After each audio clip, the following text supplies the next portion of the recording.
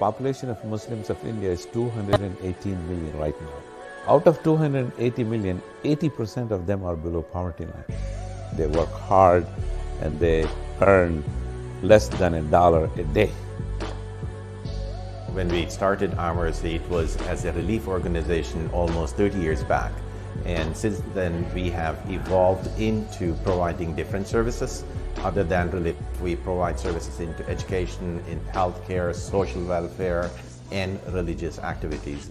Our mission is very clear: to help Muslims and minorities of India achieve freedom, equality, justice as citizens of India. We are trying to build 100 quality education institutions in these slum areas.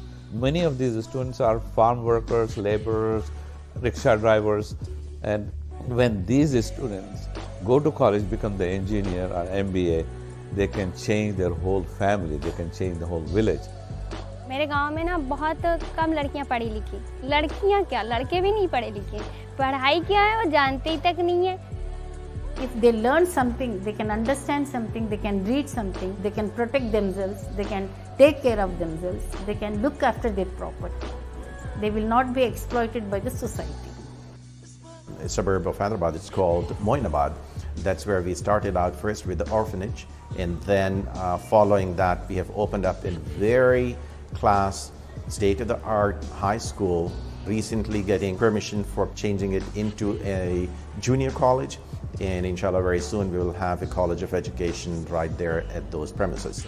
ये हम पढ़ा रहे हैं कि हम कुछ नहीं जाने लेकिन बच्चे हमारे जान जाएं दुनिया क्या है. मैं चाहती हूँ मेरे गांव में ना पढ़ाई के लिमिटेड कुछ ज़्यादा हो जाए, क्योंकि यहाँ पता है किला कहाँ कहते हैं कि मतलब बहुत ज़्यादा ऊंचे लेवल का है, तो इसलिए मतलब आता नहीं, कोई देख के डर जाते हैं लोग. GIT is one campus, one entity, but the impact would be the entire country, because we have students from West Bengal, from Assam, from Jharkhand, from Bihar, from UP, Rajasthan, Jammu Kashmir. I can assure that these financials are being used for real purposes. It's not only a day story that you are feeding to a person, but it's a long-term kind of benefits. We are looking at orphanages, and this year we have embarked on sponsoring 1,000 orphans throughout India right now. So we are selecting different states, and we are visiting to find out what condition they are in and what needs to be improved and how can we sponsor them. The other programs that we are doing are the water wells in villages where people fetch water from a mile or two. So we almost spent a year completely designing this hospital, and started it 2 years back. I think sight is the most important sense that we have. They're sometimes not even aware that it could be corrected. Education and surgeries, cataract surgery is actually a life-changing surgery for the patients. We're doing tons of work, tons, literally, in every field, whether it be education, whether it be healthcare, whether it be social welfare, whether it be religious type of work, whatever work that we are doing, nobody else is providing that services in states. We are the only ones. IMRC is the only organization that is providing complete 360, so to say, services from birth to death. I mean, without our donors, we cannot do this work. It's purely donor-based. 100% goes for the charity we collect. There's no overhead. For example, if you pay zakat, sadaqah, or feeding, all of it, the money goes to 100%. There is no other charity, to my knowledge, which gives 100% of the donation back.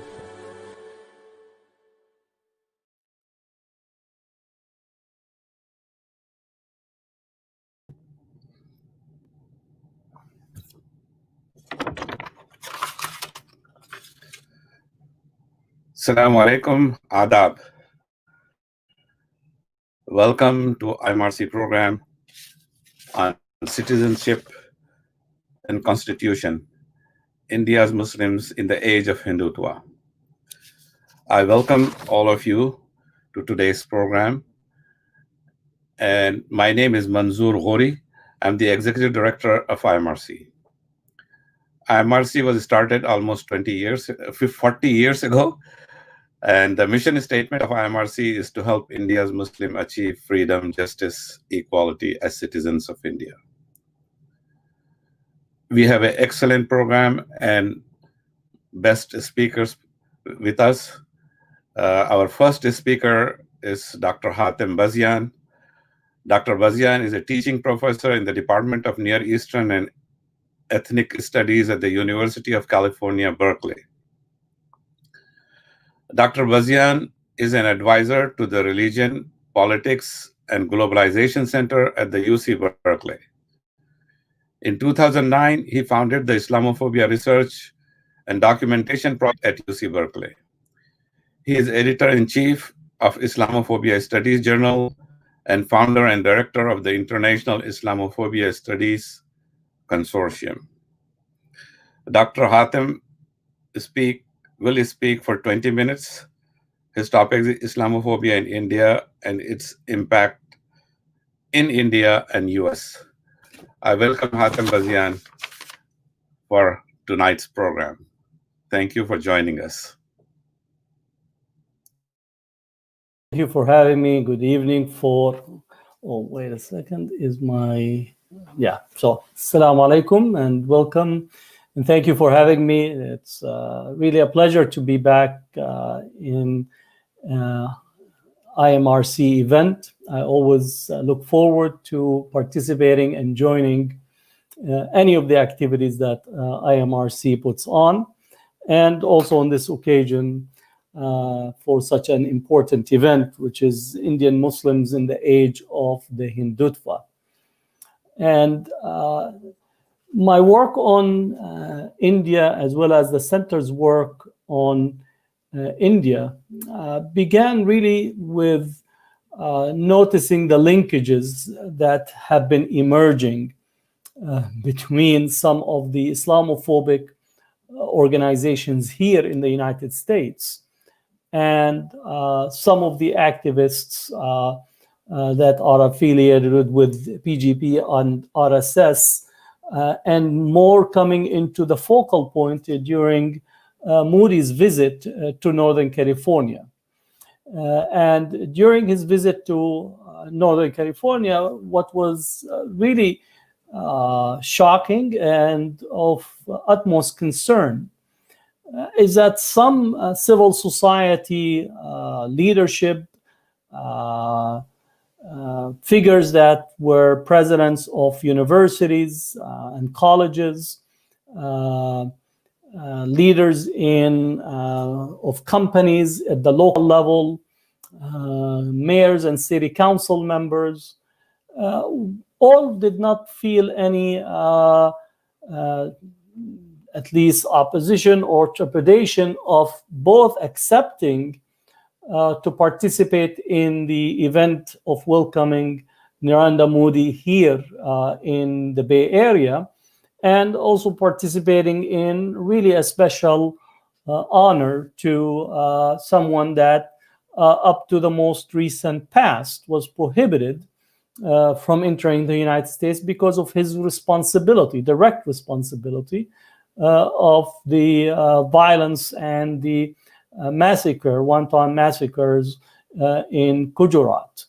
And then the Ayuda Mosque that was also was in the middle of this agitation, and if you want to say, stoking nationalism, in particular Hindu nationalism.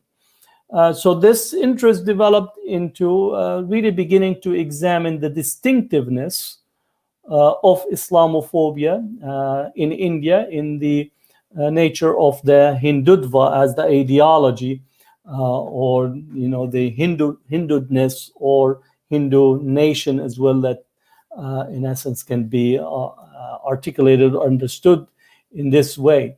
So when we speak of understanding the Hindutva ideology in particular, which are various nationalist groups in India have adopted this ideology of Hinduness, which again have common pillars to it, a common nation, a Hindu nation, a common race, and a common culture, or a culture, and forms the basis of exclusionary activities and demonization of populations that are not to be included or incorporated into this concept of being a part of the Hindu nation.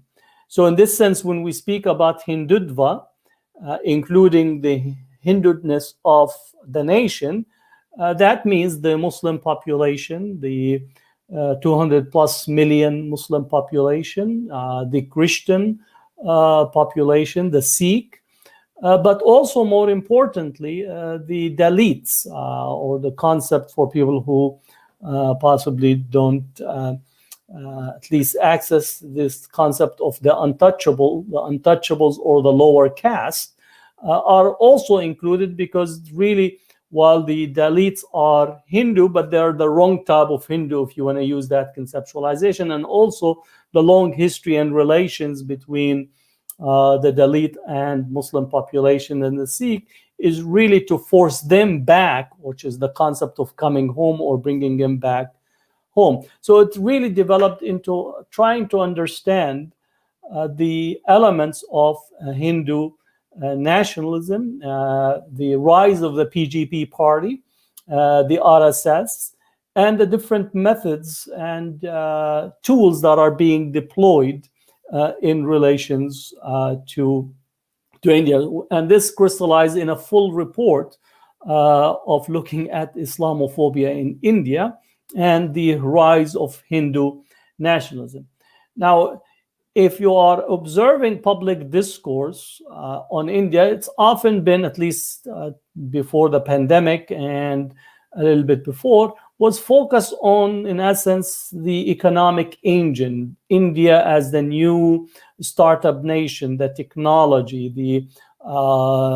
the various success that was placed on India. Never actually thinking or writing or contemplating the underbelly of what was taking place, which is this Hindu nationalism. So in essence, the success, the economic success, even though one can take issue with how the success was framed, you have publications like the New York Times touting the achievements of Modi, the Economist likewise, and a variety of different publications, as if Modi can do no wrong in relations to the economic success that was taking place in India. But simultaneously, what we found is the intensification of India's brand of Islamophobia. And in essence, PGP leaders have been implicated in the concept of communal violence and stoking hate. I really very often difficult for me to use the term communal violence. I think it's problematic in itself because this is really a violence that are stoked by a political party that is a ruling party and all its apparatus. If you want to compare it, just to think about the recent assault of America's right-wingers to the Capitol on January 6th by the president, who is the leader of the government, even though you have a split in the society, in the American society, the PGP leaders were really stoking the violence, using public discourse to demonize and direct animus at the Muslim population, engaging in polarizing politics and mobilizing this polarizing politics and Islamophobia at the ballot box. So in essence, this violence, this demonization, this Islamophobia has a utilitarian function. Just as we look in terms of the United States and in Europe, Islamophobia intensifies during election and during political campaigns. Contrary to the popular statements that you hear every once in a while, especially by talking heads that are often placed at the media, they often say, well, it's because of terrorism. And in essence, they point that some Muslims have carried a violent attack, and this is the reason for the uptick or the intensification of Islamophobia. The research actually points the other way. While there might be immediate response to terrorism attacks, Islamophobia, in terms of its sustained durability, its intensification, and its utilization, it actually tends to correspond during election cycles. And we see this in India, we see this in the United States, we see it in France with Macron, we saw it in the Netherlands with the Dutch politicians, Geert Wilders and his party, and we see it in the UK with Boris Johnson. So that's actually an element that to be understood in terms of the correlations between stoking Islamophobia, politicians using Islamophobia as a ladder to enter it into really the to enter into political seats of power on the back of Islamophobia. And in this sense, the role of the media as a tool or as an agent of these politicians, and in India increasingly the media is becoming an arm of the BJP party, both the media that has been instrumentalized and put into practice, and in essence reflecting the priorities of the BJP parties. More importantly, the notion of what we call Islamophobic imaginary that is created. We see this not only in India but in other places. This preoccupation with the Muslim demographics. And if you begin to speak to those who prescribe to the Hindutva and Hindu nationalism, demonizing Muslims, you would think that the Muslims are such a decisive majority in India that they're about to overtake the Hindu population. And that's where you get into this notion of that the Muslims who are marrying Hindu women are really doing it as a love jihad in order to convert the Hindus into Islam and cause a transformation. You could compare it to the same type of logic that we see it here in the United States and Europe with the replacement theory. So you need to actually to think in almost in parallel terms when you're thinking about Islamophobia in relations to the love jihad and the targeting of Muslims and the fear of replacement that the Muslims are going to replace the Hindu. And an easy way to really respond to it is that Muslims have been in India for hundreds and hundreds of years, living naturally with their neighbors and their counterparts, interacting with them, and really have not engaged or thought to it as a way of converting, even though that we have a period where demarcation between the Muslims and Hindu that does take place at an earlier period. But this is by no means at the forefront or been part and parcel of Muslim presence in India. But it does stoke this fearful imaginary of loss of identity and knowing that being a Hindu within an increasing, intensifying nationalist sentiment, it actually causes or at least produces the needed responses in essence of coming forth and joining the BJP party and becoming part of its apparatus and all its regional elements. I know that I want to connect to the Hindutva and Hindu nationalism here in the United States, which is an important. So if people are interested in more on our work on specifically the Islamophobia and the mobilization of the Hindutva and targeting Muslims, our full report is available and we could share the link with you later on. But let me jump into the connection in here in the United States. For those who were at least aware of maybe back in August, there was a massive billboard or an ad that played out on the Times Square in New York, in essence celebrating the beginning of the construction of the Ayuda Mosque, and in essence saying that Indian Indian American or American Indians are supportive of the PGP party effort, and they are behind it. This was subject to protest and responses from people, rightly so. But this is point to a level of engagement that we haven't really seen in a almost public, audacious way before. Similarly, also, our local congressman, Rouhana, in a tweeted, or not tweeted, but actually retweeted or liked an article that was published in an Indian publication, an Indian magazine, The Caravan. And as a result of his liking a tweet, he faced the onslaught of protests, of emails, of call-in, and also when he held a public gathering for his district, a town hall, there were protesters outside with billboards, in essence, attacking him for doing the right thing, which was, the article pointed to the increasing influence and entry into the American political landscape of Hindutva donors and activists that are beginning to play a role.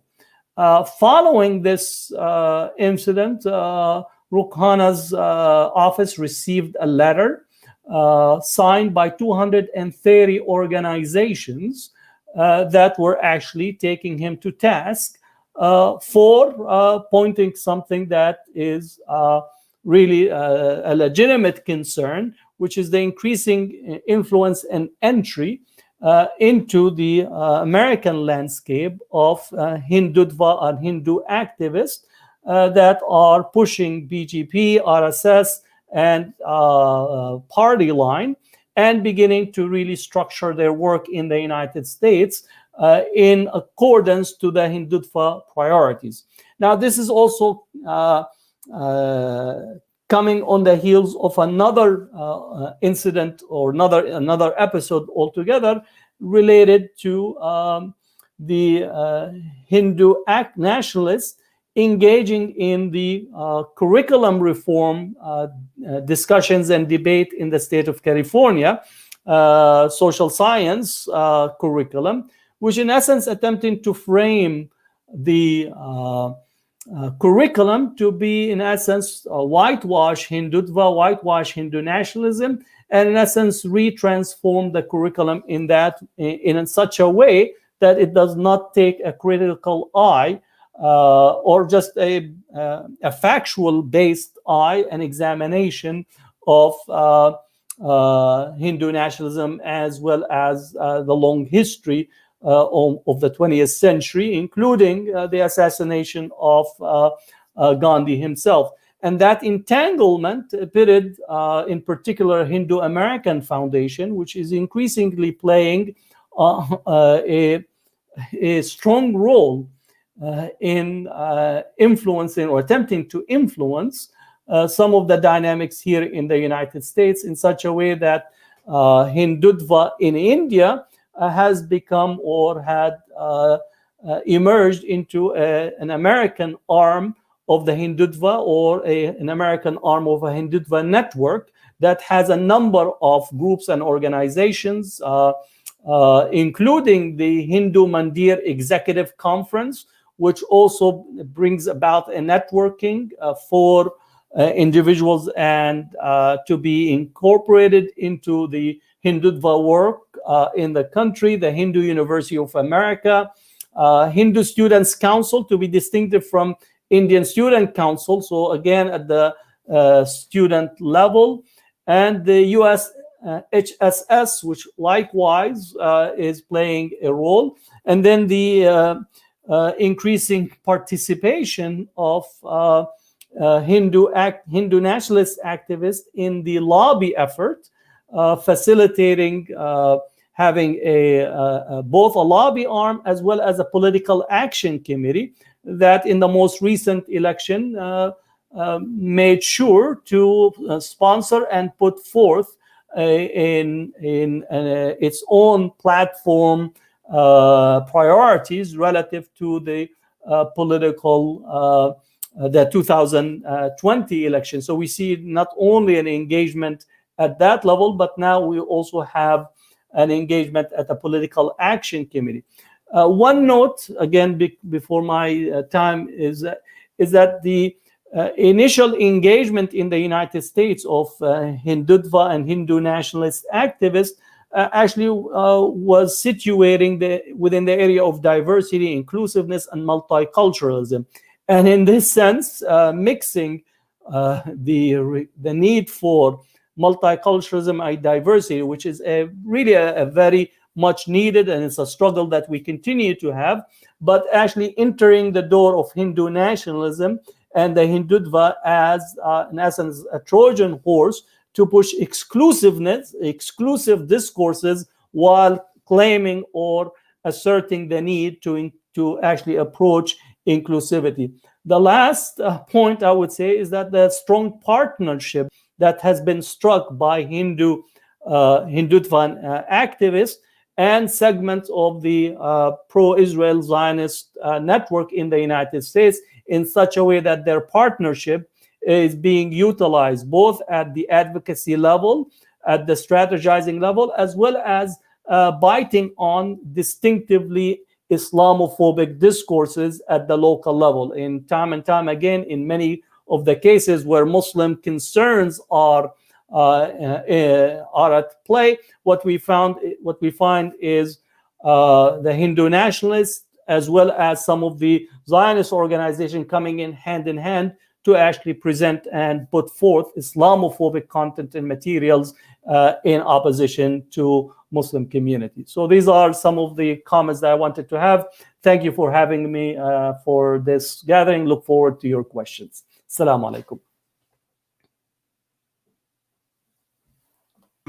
For your enlightening information about Islamophobia in India, and it's also India and in US. So now we get to our second speaker of tonight is Dr. Angana Chatterjee. She is no stranger to Indian community. Dr. Chatterjee is the founder, co-chair of Political Conflict, Gender, and People's Right Initiative at University of California, Berkeley. She grew up in Calcutta, India. A cultural anthropologist, Dr. Chatterjee has taken and supervised research in over 1,000 locations since 1989. Her scholarship has impacted policy and social change and contributed to the democratization of knowledge. In Kashmir, Chatterjee co-founded the People's Tribunal on Human Rights and Justice in 2008. Her collaborative work there uncovered unknown and mass graves containing 2,943 bodies, leading to the acknowledgement by the state and calling international attention for accountability. Professor Chatterjee has served on human rights commissions and offered expert testimony, including the United Nations, European Parliament, United Kingdom Parliament, and United States Congress. Since 2017, she has been a research fellow at the Center of Human Rights and Justice at Stanford. Her latest book is Majoritarianism State: How Hindu Nationalism is Changing India. I'm delighted to present you Dr. Angana Chatterjee. Thank you, Manzoor Bhai. Assalamu alaikum, everyone. Hi, Hatem. It's a pleasure to be here. Absolutely. So I will carry from precisely where Hatem left off, Dr. Bazian, of course, we inhabit the same corridor at Berkeley, so it's a pleasure. Okay, so I want to start with India today, and I will touch on a couple of aspects of Hindu nationalism in the diaspora as well. The Hindu rights popular victory in the 2019 elections signaled the reign of majoritarian fascists in India today. The expanse of power captured by the Narendra Modi-led Bharatiya Janata Party authorized control over the symbolic, discursive, and functional aspects of statehood, security, territory, and population, that included increasing militarized governance, control over and circulation of misinformation, augmenting fault lines that render India synonymous with Hinduness, and the ascendance of the majority population, the relegation of non-Hindus as secondary subjects, Kashmir portrayed as integral to the nation, manipulation of the Babri Masjid and Ayodhya issue in favor of Hindus. Contingent to this is the animation of the long and deeply held conviction that extends well beyond the Hindu right, that Hindus are privileged in India. This is inherently Brahmanical, it is heteropatriarchal, and this illiberal new order incorporates four features: populism, nationalism, authoritarianism, and majoritarianism. This dispensation evidences a disregard for social facts, democratic debate, and reasoned dissent. Secular institutions, and secular in India means the spectrum of religious to the non-religious, and the rule of law. Assertions that internal and external enemies are an imminent danger to the nation, the targeting of dissent as anti-national, and Islamophobia erode an already conflicted democracy. Seizing land rights of the other who are targeted with a capital O, occupying spaces significant to them, intensifying social and economic boycott of minorities, and enacting violence as primary practices of majoritarian nationalists. Corresponding actions inflicted on minority and marginalized communities are enacted by the government and increasingly compromised judiciary, state forces, and nationalist mobs that fracture identity and community, material culture, psychosocial well-being, livelihood, and most of all, belonging. The Modi state and the Sangh Parivar, I want to belabor a few points here. So following the 2019 was a re-election of the Modi government, as you know. 2019 was the first time it came to power, the national stage. And prior to that, of course, Narendra Modi was in power in Gujarat in 2002 when the pogroms against Muslims took place. Following the 2014 elections, a figurehead of the Hindu nationalist Sangh Parivar, or the family of organizations, one of its figureheads, the Rashtriya Swayamsevak Sangh, or RSS, whose counterpart in the United States, Dr. Bazian named, reportedly witnessed the highest growth since 1925 when it was established, with 56,859 branches reportedly operational across India in 2016. Do the math. Even if each shakha has 100, and it is usually between 100, 500 to maybe even 1,000 members each. In February of 2018, the RSS leader, Mohan Bhagat, stated that if called upon, the organization was positioned to mobilize an army within just 3 days. What does this mean? Terror politics and the securitization of the state, massive targeting of minority communities of Dalits and Adivasis, elimination of persons who can become stateless, who are erstwhile refugees or are undocumented, or are citizens whose papers and documentation are being erased. So the process of erasure as well of communities with deep roots in India. And of course, the other the other point that must be made is that what is India today was not India a few decades ago. So the movement of borders and communities and religions and identities across what is today Bangladesh or Pakistan, for example, is something that one must have an understanding of. But the targeting of such persons also as anti-national and outside of the Indian nation is a point of contention of Hindu nationalists. Racialization, and I agree with Dr. Bazian when he talked about communalism as inadequate. It is, because most of all, it also assumes a parity in relations of power, which of course does not exist, because the state is having been Hinduized and the Hindu community being disproportionately powerful renders it a radical dissimilarity in relations of power between majority and minority communities. Also, the construction of the Hindu as majority. Dalits who may not identify as Hindus, Adivasis who may not identify as Hindus, are forcibly incorporated in census taking in the notion of what is Hindu to construct the hegemony of Hindus across India.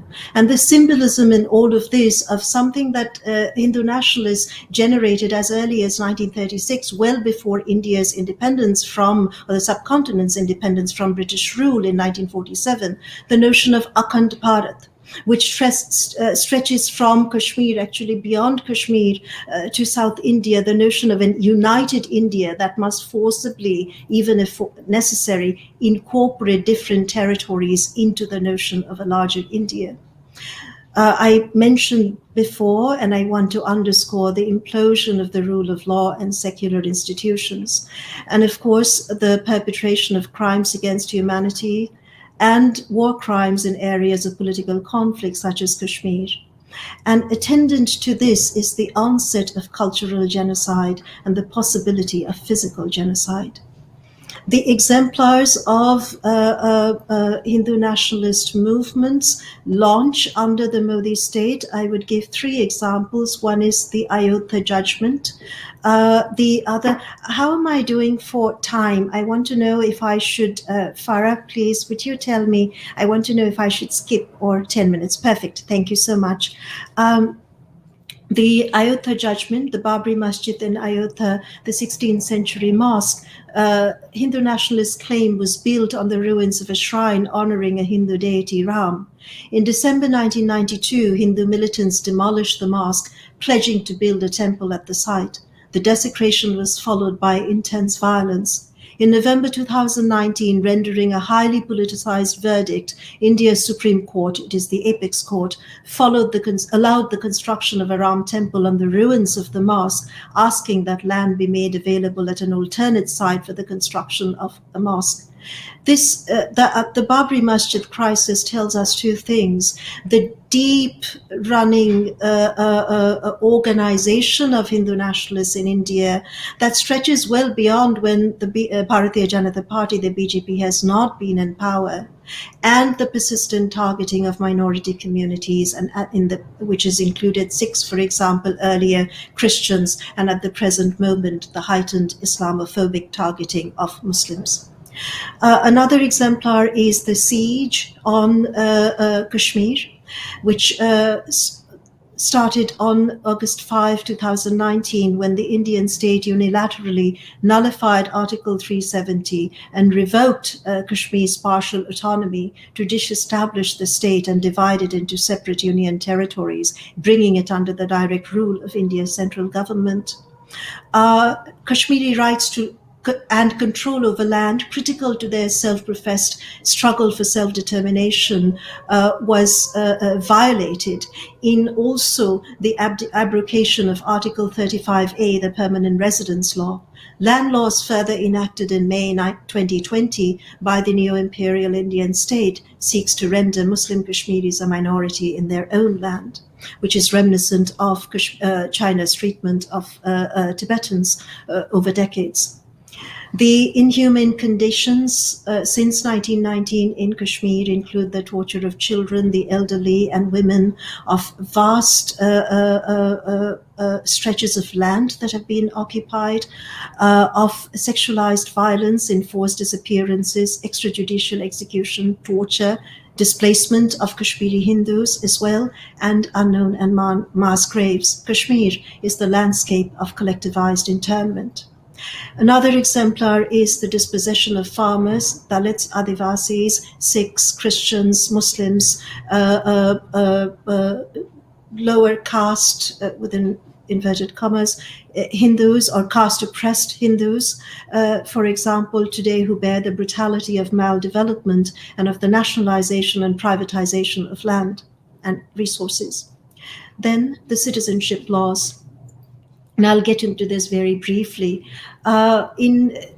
August 2019, the National Register of Citizens was updated in Assam, and it excluded 1.9 million persons, placing their citizenship rights and protections at risk, and may render such persons stateless. Those who are excluded can appeal to foreigners' tribunals, and that process is highly complex, and the tribunal is not personed in any, it functions, let me just say, in an arbitrary manner. I don't have the time to get into it, but it is extremely arbitrary and certainly not ethical. The functioning is not ethical, or ethical functioning is an exception of these tribunals often.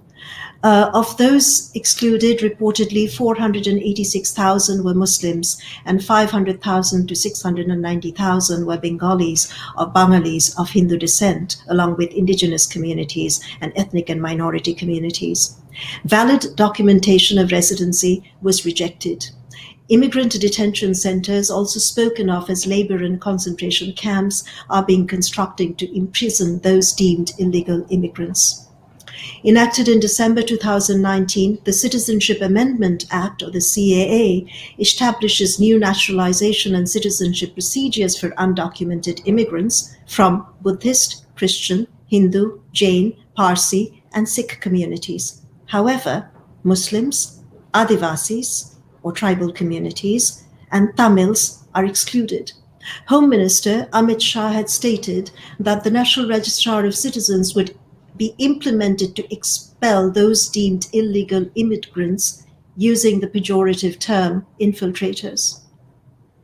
The CAA, NPR, the National Population Register, and the National Registrar of Citizens and other existing laws such as the Enemy Property Act of 1968 are being utilized with impunity to privilege Hindus in defining citizenship. Violating secular imperatives of the Constitution, these provisions may be used to detain, dispossess, make vulnerable, exacerbate mental and emotional strain, extort, control, and expel members of indigenous or tribal, migrant, or religious minority and other marginalized communities. The BJP has stated that it would implement the CAA, expanding it from Assam, where it is currently being implemented, starting in January 2021. Due to COVID, it had been deferred. Citizenship, I'll conclude with a few comments. Citizenship laws are a pathway to fostering unbelonging. The apparatus of citizenship legislations seeks to criminalize religious minorities and certain communities. Citizenship laws today aim to determine who may be accorded political and civil rights. The carceral state combines assimilation and indenturement, and for India's Muslims is potential of cultural genocide, elimination, and exile.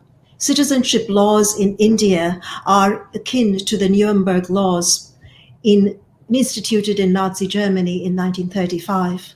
The logics of effectuating unbelonging is crafted through revisionist storing of what is India. Its agency, action, and influence derive from the nexus of discrimination deep-rooted in its body politic. Caste oppression, gender inequality, racialization, and religion-based aggression are ammunition. The pain and violence of this unbelonging is imprinted in skin and bone on the bodies and souls of those who are othered in India today. The mythos of an India where Hindus are paramount drives majoritarian nation-making.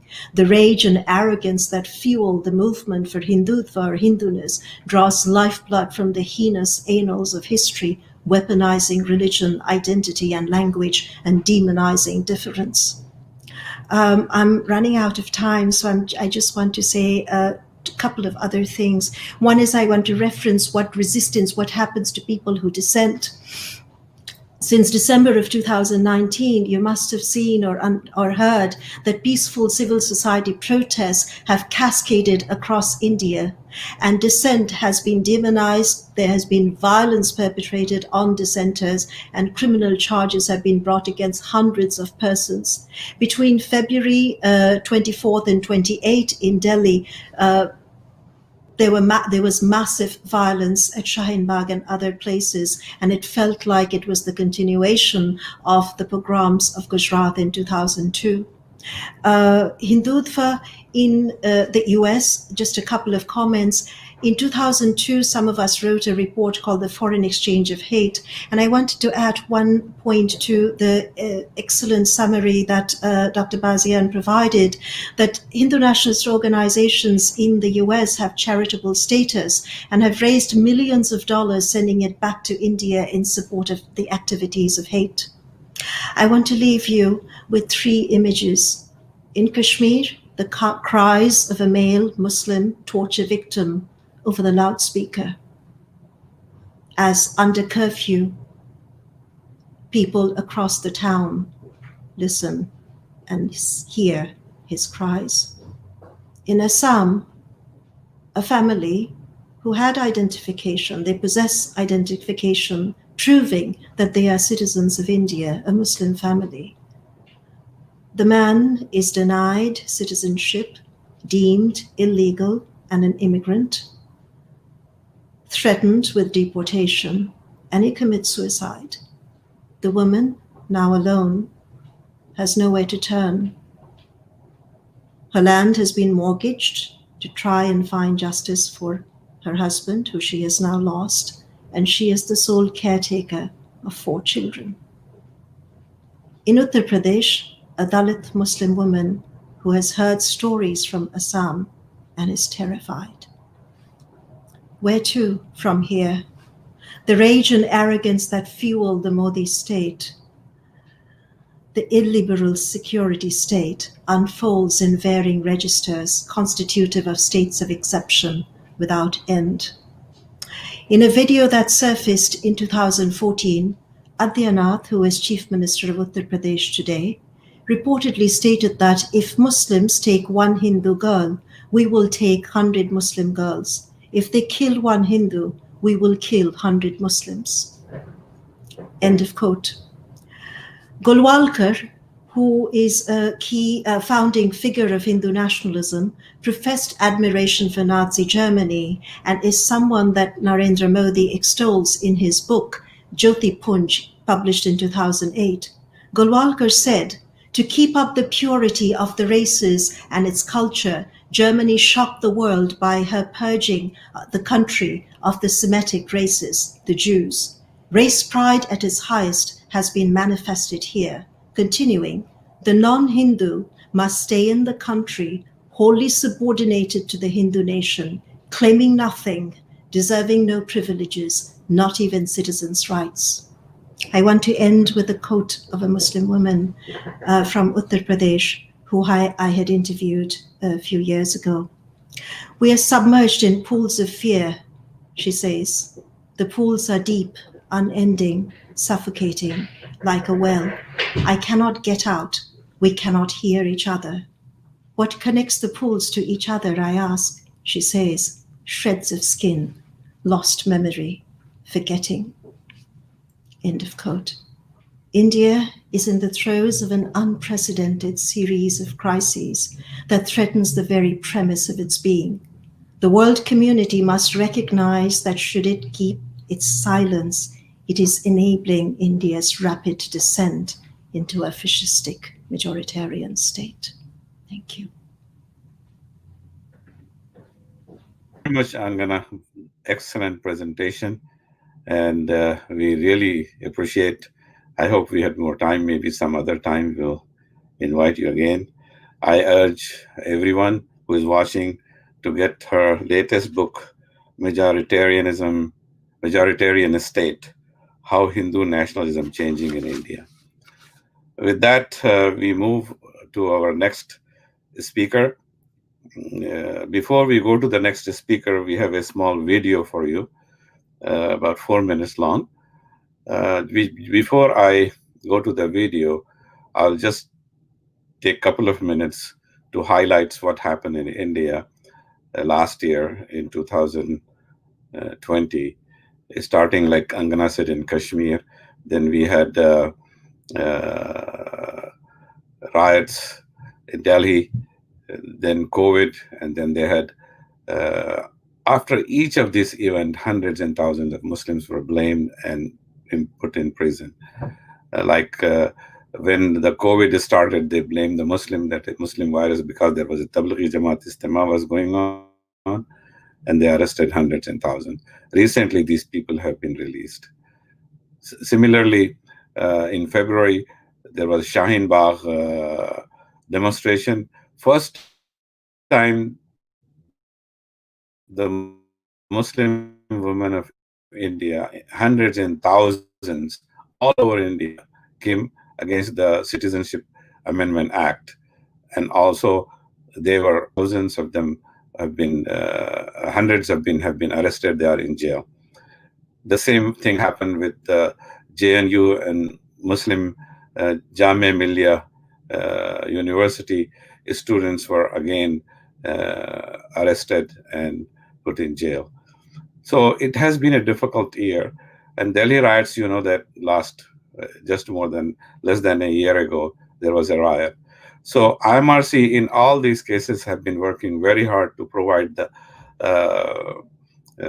emergency relief, whether it is a man-made disaster or natural disaster, like floods happened in this last year in Assam, West Bengal, Maharashtra, Hyderabad. Hundreds and thousands of people lost their homes overnight. So we have been working very hard all the year long with your support. Jazakallah khair. However, there's a small video for 4 minutes of Delhi riot victims when the rehabilitation work is going on. This is a sample. Please watch riot victim Ikram, how IMRC has helped him. Thank you. मैंने डर के मारे कुछ कहा ही नहीं, बस चुपचाप ही रहा ना। उन्होंने कुछ मुझसे पूछा कि भाई तुम वहाँ क्या कर रहे थे, क्यों खड़े थे, कुछ नहीं पूछा। सीधा ले आके बंद कर दिया और फिर अगले दिन चालान कर दिया, 25 फरवरी को जेल भेज दिया।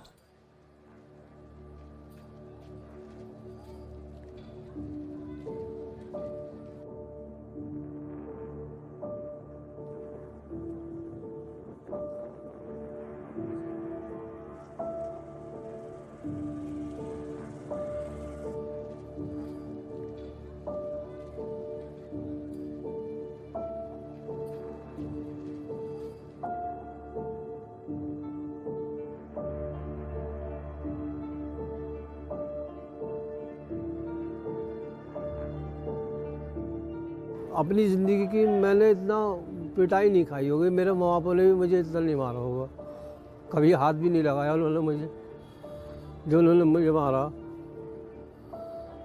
मेरा अभी भी दर्द होता है। कहीं नहीं जाते थे, उस दिन भी नहीं जाते। कस्टमर को अगर नहीं देना होता, इनके सीधे दिल के थे, बेचारे चले गए। मैं 95 से हूँ भजनपुर में। वैसे 21 साल मैंने एक ही दुकान में, जो अब खाली कराई है मकान मालिक ने, वो उस दुकान में मैं 21 साल रहा हूँ पूरे।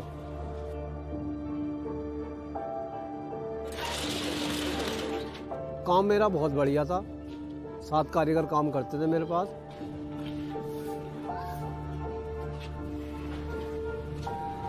झगड़ा हुआ किसी का आज तक पड़ोस में भी नहीं हुआ, वहाँ तो दुकान ना किसी ग्राहक से हुआ।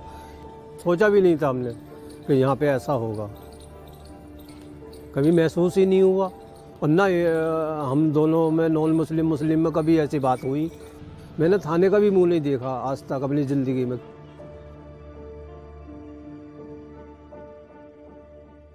ये लगे रहे मेरी वाइफ काफ़ी बेचारी, कभी खजूरी थाने जा रही है, कभी भजनपुरी थाने बुला रहे हैं, कभी गोकलपुरी थाने बुला रहे हैं।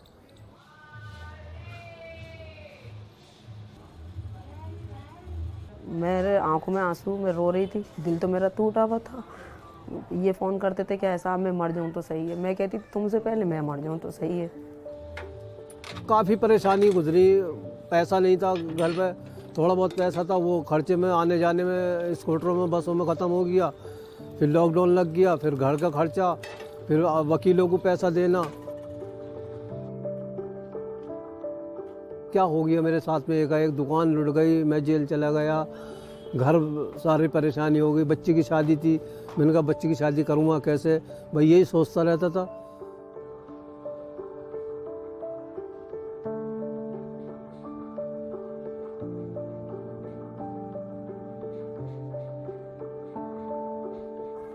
कुछ भी नहीं था जब मैं जेल से आया हूँ तो मेरे वाली कुछ भी। मेरे आंखों में आंसू आ गए जब उन्होंने कहानी मैंने बताई कि ऐसे से मैं इतनी परेशानी में हूँ कि उधार वाले परेशान कर रहे हैं कि भाई पैसा दो, कि 4-5 महीने हो गए थे, भाई कोई भी इंतज़ार करेगा, कहाँ तक करेगा। तो उधर से वो फ़ोन कर रहा है कि पैसे दो, उधर घर में परेशानी कि काम बिल्कुल ठप था।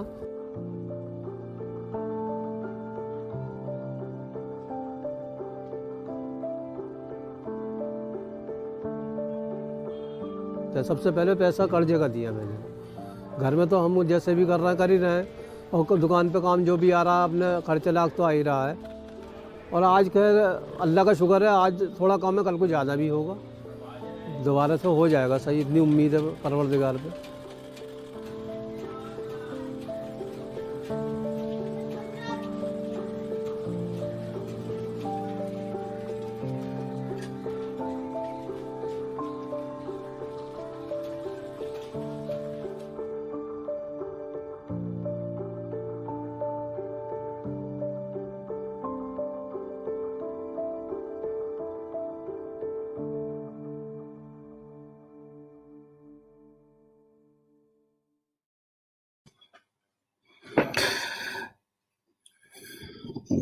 Thank you very much for watching. You have seen only glimpses of one family. MRC is supporting now thousands of such family to come back on their feet.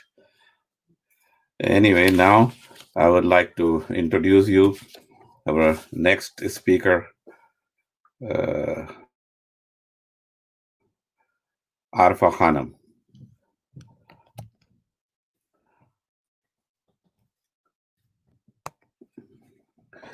Arfa Khanam is in Delhi now. She'll be joining us from Delhi.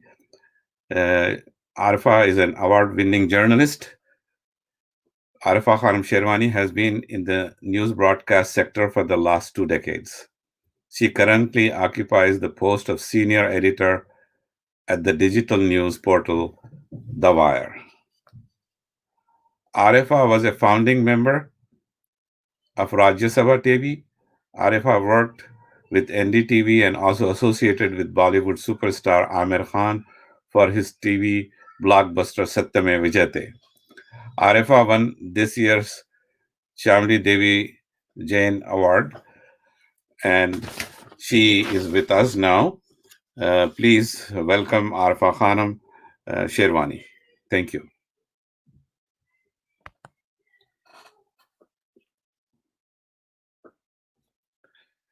Do we have Arfa, Farah?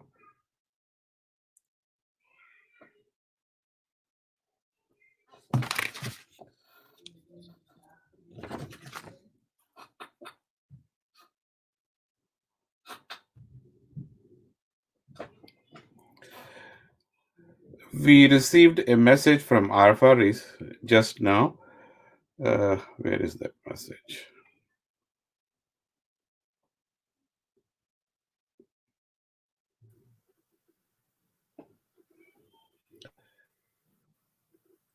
Oh, there she is. Thank you very much, Bari Saab. Thank you for your understanding. The entire night and the whole day yesterday has been harrowing experience for all of us. I mean, I'm someone who has covered conflict zones everywhere. I've been to Afghanistan, I've been to Iraq, but India, I would say, unfortunately, has become one of the most dangerous places to do reporting and to do journalistic work. So yesterday was a very, very bad day. First of all, I thought I will congratulate each one of us to say that a very happy Republic Day to all of us, but it was not a regular, normal Republic Day that we used to celebrate. I'm sure there were several things which were unpleasant, which could have been avoided. I am not even sure my internet connection is proper and stable because the whole of last 24 hours, I've largely been unconnected, disconnected.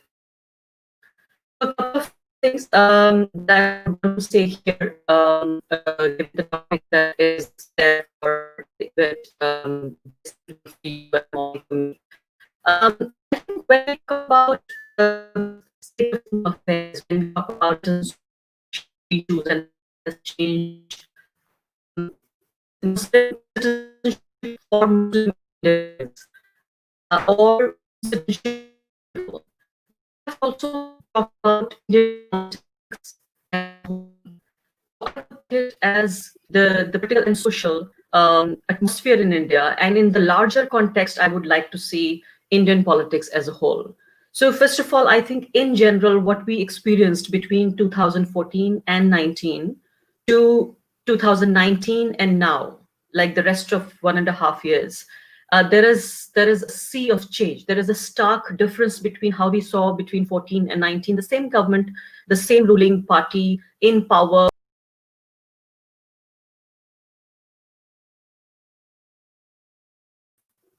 What has happened in the last 1.5 years is that there is a deterioration, a degradation of state institutions, the key institutions that are there to protect and strengthen democracy in India. First of all, it's so difficult now to even distinguish the executive from judiciary. It is so difficult now to distinguish the ruling party from the media. Only recently, the farmers we're talking about, is very much people who are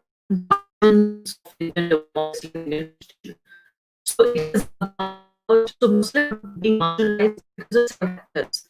One is that they are minorities, and in politics, which is so majoritarian in nature, that even a lot of people who the RSS and BJP consider as part of the larger Hindu family, even they are marginalized. I'm talking about everybody and anybody who's not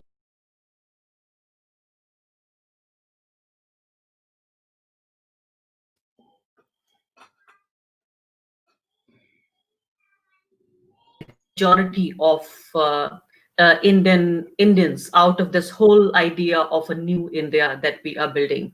So I want to give you an example of how these democratic institutions are deteriorating so fast and so badly that we feel whether we were a democracy at all or not. I will give you a recent example of this whole farmers movement and the role of judiciary. Now, when the farm months we complete today 2 months of farm they have testing in Haryana and Punjab for 3 months, which means completely 5 months September until now, 5 months of us protesting against these farm laws. This was where even protests were legitimate, whether they were not. The court, and the court was that they found a committee against the wishes of the farmers who had gone to the court, asking court to help to also observe and scrutinize the legality, the constitutionality of these 3 farm laws. The court formed a committee of 4 members, 4 of them all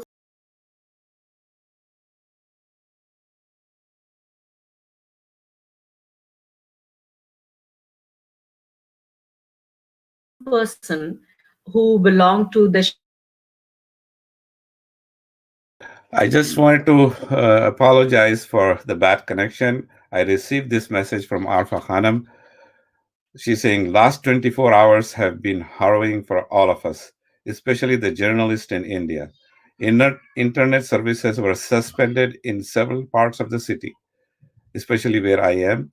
I'm hoping to get a stable connection when I'm speaking in the program, but I will keep my comment short and have to attend to the other issues. Please excuse me for this. It's not in RFS control. I'm sorry that connection is bad, and so I think we will take question. Farah, do we have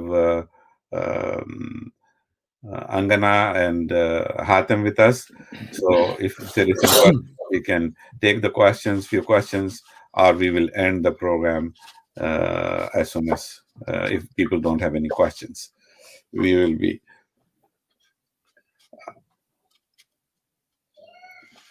And we wish Arifa well. Hope to have her again. I'm so sorry for what has happened. Especially right now, as all of you know, there's a farmers' demonstration is going on. And things are very tense in Delhi. And that's the reason it has been a very bad timing for people all over India now. So if we don't have any questions, do we have any questions? But I don't see any.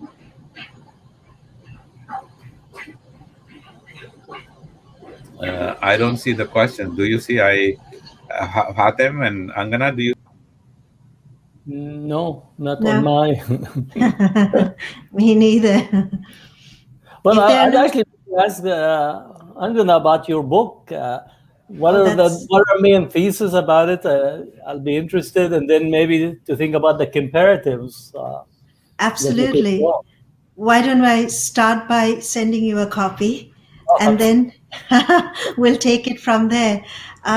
What we did is colleagues and I, Thomas Hansen, who you might know, Blom Hansen, and Christoph Jaffrilo and myself, we got together about 22 colleagues from all over India that was representative of all manner across the spectrum, Muslims, Dalits, Adivasis, scholars. And we thought about, the turn to a majoritarian state. And this book was released in May of 2019. And sort of word for word, what people had feared, we see now being played out before our eyes. And one comment I wanted to make, I don't know, people are just leaving us alone with the mic, so I'll just ask and then, they'll stop us when they stop us. Yeah. But I don't know what happened to Mansoor Bhai. He dropped off as well. But Arfa was mentioning this, that often the Indian state's response, and this is not particular to the BJP, after a pogrom or some devastating event like or demands of people, legitimate demands like the farmer strike now and their demands, it will go to a quasi-legal committee, a commission. The commission will take as long as it wants, or its recommendations will have no teeth, or the government will simply sit on them. And it's highly problematic to me. It's an indication of how the government... Oh, Arfa's back. Maybe she will talk.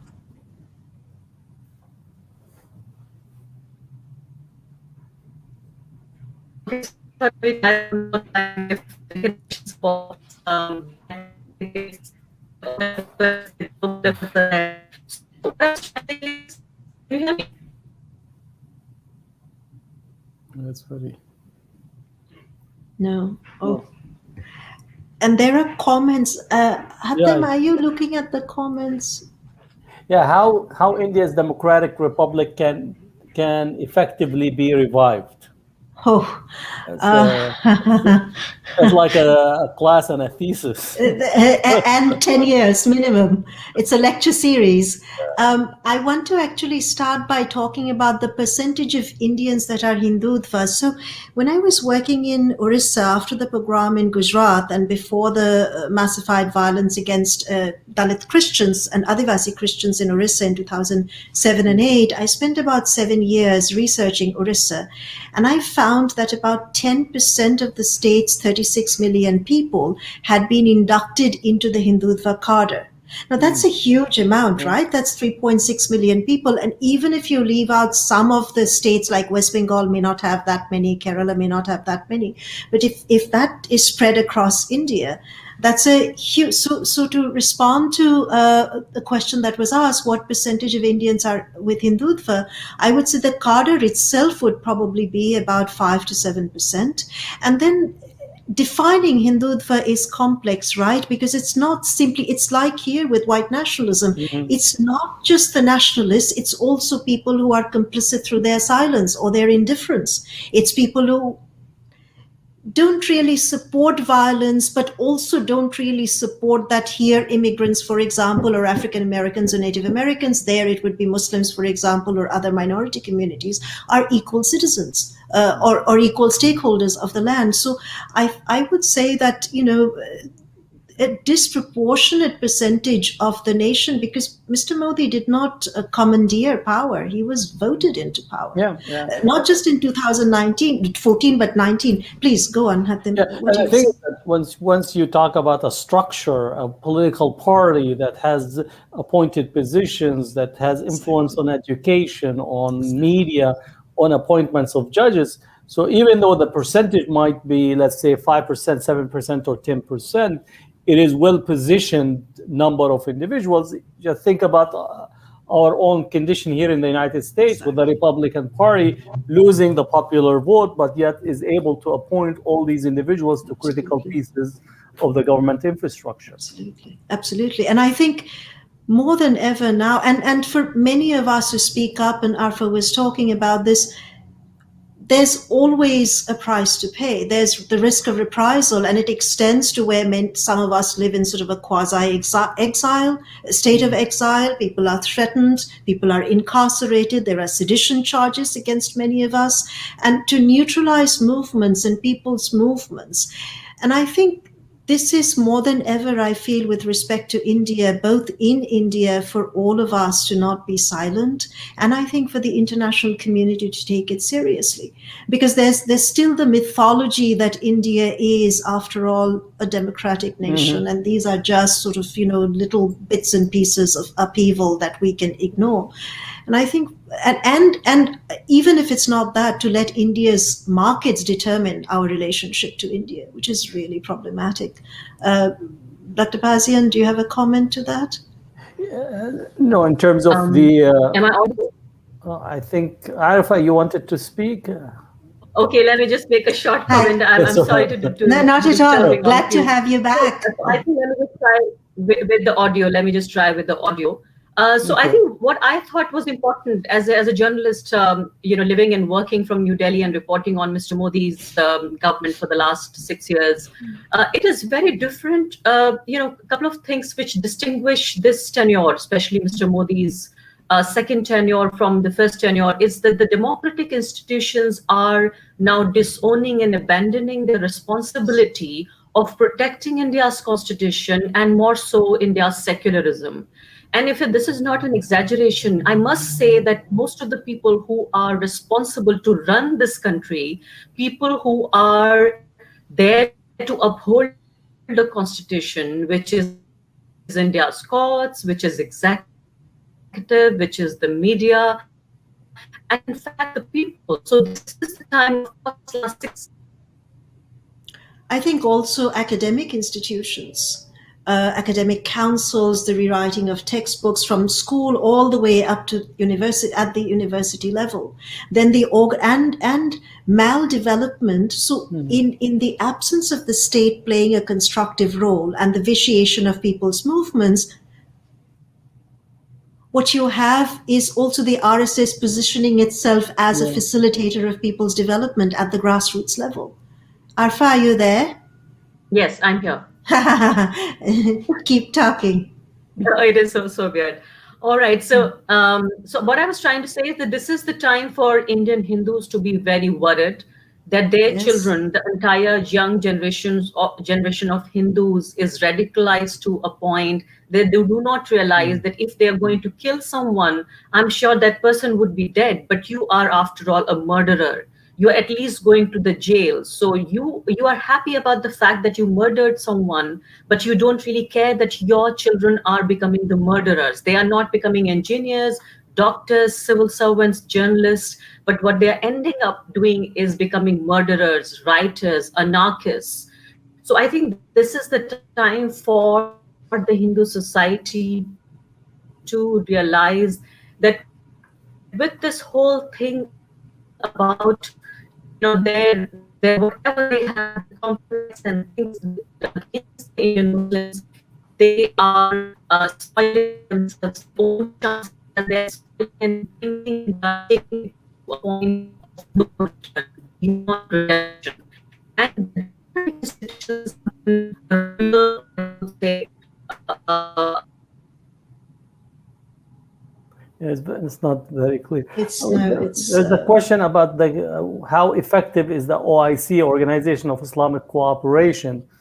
I'm a person that I think the name has to be changed to Organization of Uncooperation rather than Cooperation. The treatment that they have extended to Modi, giving him some of the highest civilian awards in his visit to United Arab Emirates, his investiture in Saudi Arabia, giving him the red carpet in Turkey, in Qatar, in even Iran welcomed him. So I don't really hold much promise or hope that the OIC will do anything other than continue to put forth its interest, its selling of oil and bringing in a labor force from India, which right now is really one of the largest labor forces, especially in the Gulf. And those interests have taken precedent over anything relative to principle, or even thinking of the extension of support to the Muslim population. And the same can be thought of in relation to Uyghur Muslims in China.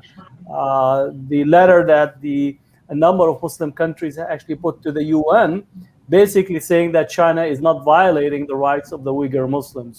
So these are some of the most, at least depressing periods in relative to international relations and state action vis-a-vis really acts of genocides that are already documented. It's not theory, but rather acts of genocides. And there's utter silence and celebration of those who are perpetrating these acts.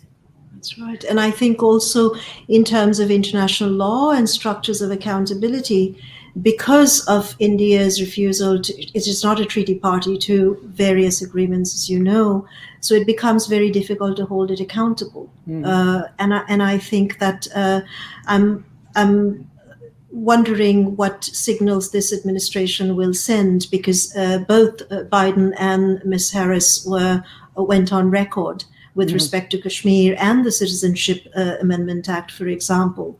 And I'm hopeful that it will not be business as usual.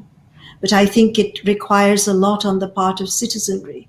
I think it requires a lot on the part of civil society, on the part of organizations, and on the part of universities to insist that accountability is, it bears out. Yeah. One aspect that maybe you could throw into the mix is that the United States is thinking of India as a counterbalance to China. Absolutely. And in this sense, they are ready and often try to overlook any of its internal dynamics as long as it could deliver for them a frontline state in the challenge or in the confrontation with China, both on the economic front, but more so on long-term military front. And I think that has to be part of the conversation, where the population of India is basically are acting as body bags or frontline body bags to protect Western society, Western civilization from the possible threat or growth of China. So this is another dimension that actually has to be part of the conversation. The relations with India are on a utilitarian basis from the United States and Europe, and they're ready to welcome Modi and hug him as long as he continues to deliver that status of confrontation with China. Absolutely. I mean, the whole destabilization, continuous destabilization, or maintaining that instability in the region is part of this tactic. Yes. Manzoor Bhai, you had questions. Yes. There were a couple of people who have sent me the questions. We are about 10 minutes in the program. First question is for Hatem. The question is, what is one thing we can do to cancel the influence of Hindutva in America? One thing we can do.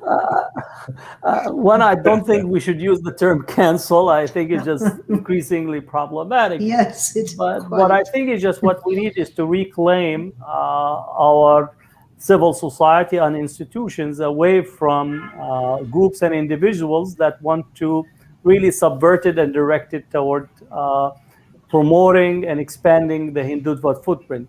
So I would say to make it a point not to leave anything unattended, meaning if there is a local politician, a city council member, a university president, a dean that continues to play or tug at the lines with Hindutva organization and groups, I think they need to be taken to task systematically.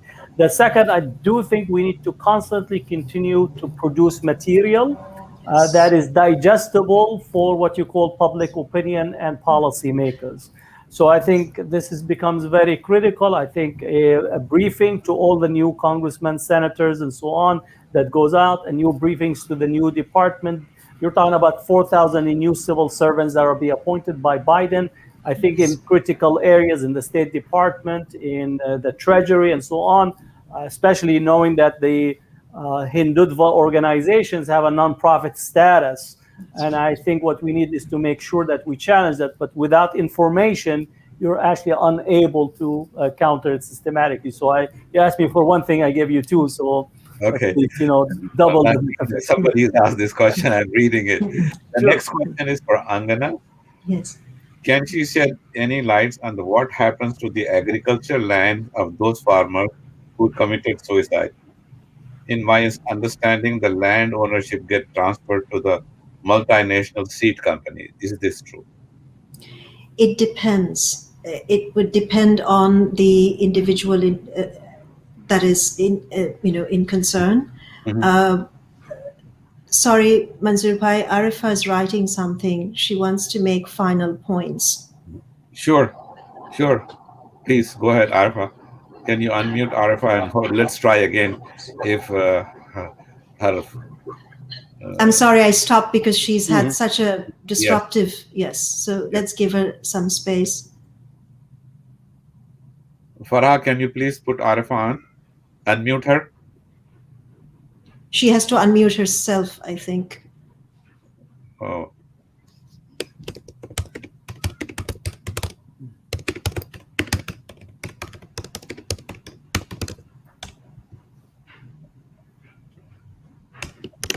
Also for us to, on one hand, it's the difficulty in communication, but to think about the ease of connections these days across the globe from India, where it used to take 3 months just to be able to travel from one place to deliver a letter.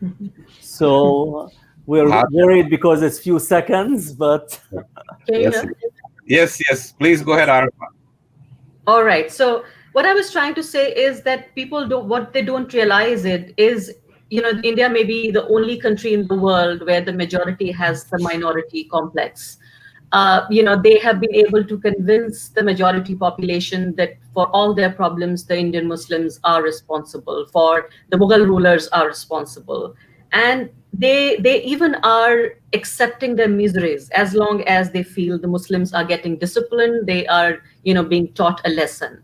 So this is not going to go away anywhere, because this is not something that Mr. Modi or his party has all of a sudden produced. That was there right there for the last 70, 80 years, or I would say since forever. It is just that the common minimum program or the common minimum arrangement that there was between the Hindus and Muslims, two major communities in India, there is an assault on that common minimum arrangement. That arrangement where we did not love each other, where we did not really like each other so much, but we at least we are at a point where we tolerate each other. And that's why Mr. he used the word tolerance, which not like to be just tolerate each other. He knew the your coexistence if you do not like each other.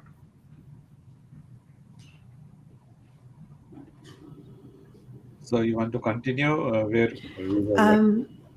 Yes, just very briefly, because I think we have about 3 minutes left. Yes. That if the land, often what is happening here is land has to be mortgaged as collateral for people to survive.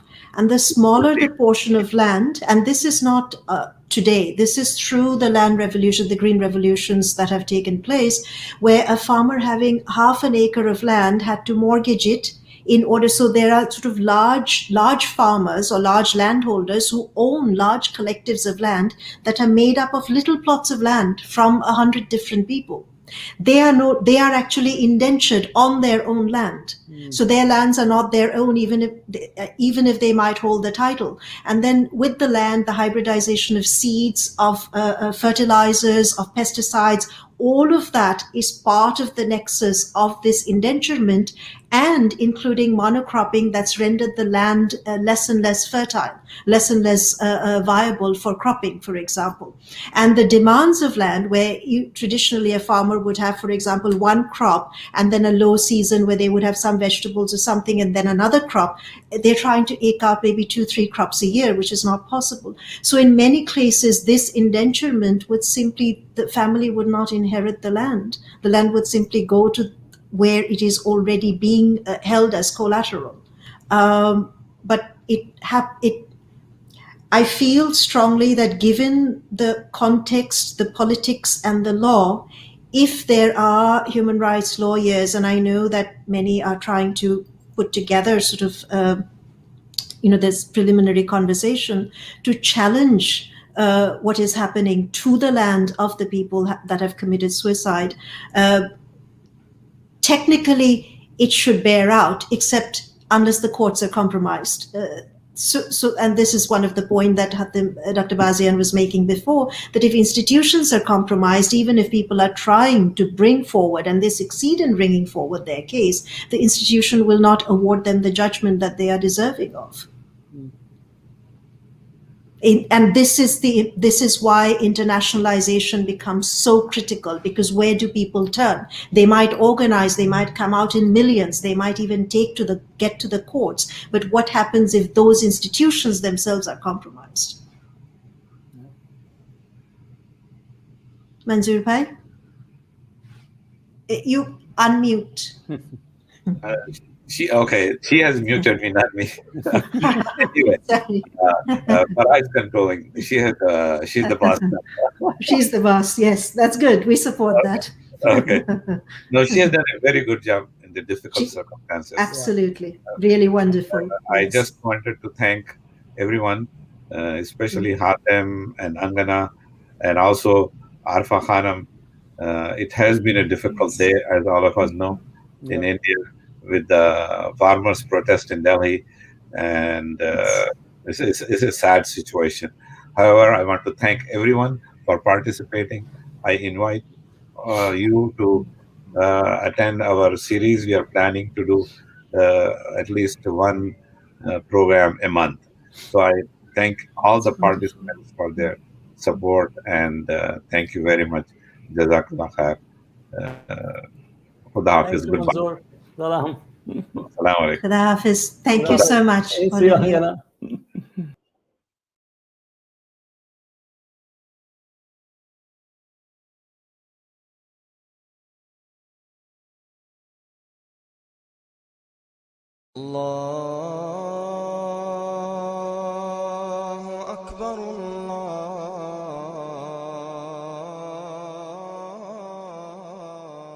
Population of Muslims of India is 218 million right now. Out of 280 million, 80% of them are below poverty line. They work hard and they earn less than $1 a day. Whether it be education, whether it be healthcare, whether it be social welfare, whether it be religious type of work, we are the only ones in states. IMRC is the only organization that is providing complete services from birth to death. There's no overhead. There's no other charity, to my knowledge, which gives 100% of the donation back.